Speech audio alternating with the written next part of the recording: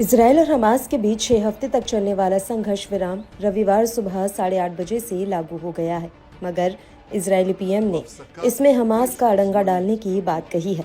दरअसल नेतन्याहू का आरोप है कि हमास ने अब तक इजरायली बंधकों की लिस्ट नहीं भेजी है, जिन्हें हमास अपनी कैद से रिहा करने वाला है।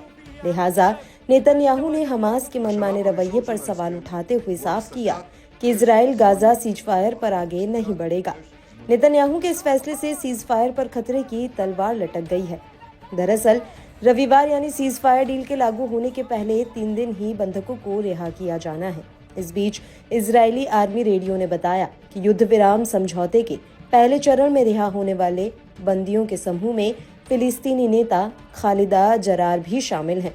पिछले कुछ महीनों से अकेले जेल में बंद जरार को पहले दिन रिहा किए जाने वाले 95 बंदियों की लिस्ट में शामिल किया गया है।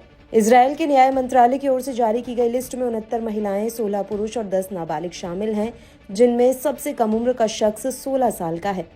फिलिस्तीनी लिबरेशन पॉपुलर फ्रंट के नेता जरार को 26 दिसंबर साल 2023 को गिरफ्तार किया गया था। जरार फिलिस्तीनी विधान परिषद के सदस्य भी हैं। कुद्स न्यूज नेटवर्क की माने तो इजराइल की ओर से पहले दिन रिहा होने वाले प्रमुख महिलाओं में दलाल अल अरोरी, मारे गए हमास नेता सालेह अल अरोरी की बहन, और पत्रकार बुशरा अल तवील शामिल हैं, जो हमास नेता की बेटी भी बताई जाती हैं। अल अरोरी की पिछले जनवरी में बेरूत में एक इजरायली ड्रोन हमले में अल कस्साम ब्रिगेड के अन्य शीर्ष सदस्यों के साथ हत्या कर दी गई थी। बुशरा अल तवील, जिसे साल 2011 में हमास और इजराइल के बीच कैदियों की अदला बदली में रिहा किया गया था, वरिष्ठ हमास नेता जमाल अल तवील की बेटी हैं। उनके पिता वेस्ट बैंक शहर एल बिरह के मेयर भी रह चुके हैं।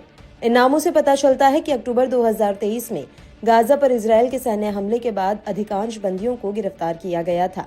युद्ध से पहले 10 से भी कम गिरफ्तार किए गए थे। बता दें कि युद्ध विराम समझौते का पहला चरण 42 दिनों तक चलेगा। इसमें 33 इजरायली बंदियों को रिहा किया जाएगा। बदले में 600 फिलिस्तीनी बंदियों को रिहा किया जाएगा, जिनमें से सभी की सजा 15 साल से ज्यादा है। फिलिस्तीनी रिपोर्ट्स की माने तो करीब 290 कैदी आजीवन कारावास की सजा काट रहे हैं, जो इजरायली जेलों में आजीवन कारावास की सजा काट रहे 566 कैदियों में से लगभग आधे हैं। कुल मिलाकर इस समझौते के तहत करीब 2000 फिलिस्तीनी बंदियों को रिहा किया जाएगा। माना जा रहा है कि नेतन्याहू ने भारी दबाव के बीच गाजा के साथ युद्ध विराम और कैदियों की अदला बदली के समझौते पर मंजूरी दी। इस समझौते को 24 मंत्रियों का समर्थन मिला, जबकि 8 मंत्रियों ने इसका विरोध भी किया। ऐसे में ये देखना काफी अहम रहेगा कि ये डील सही मायने में अमल पर लाई जाती है या इसमें किसी तरह की कोई साजिश तो नहीं।